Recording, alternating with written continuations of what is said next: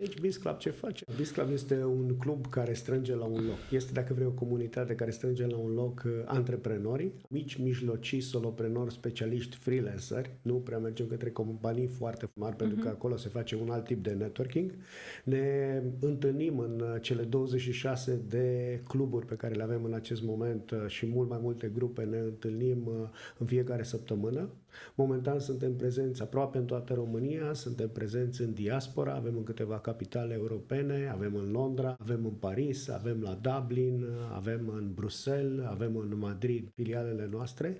În acest moment strângem undeva la în jur de 800 de antreprenori vorbitori de limba română. Fantastic. Și un diferențiator pe care îl avem față de poate alte comunități este faptul că avem peste 150 de mentori, oameni de la care noi învățăm din toate domeniile de activitate. Deci Biz Club ce face? Reunește la un loc antreprenorii care sunt doritori să crească, să se dezvolte personal, să se dezvolte antreprenorial. Care vor să se cunoască, vor să învețe unii de la alții, vor să învețe de la specialiști.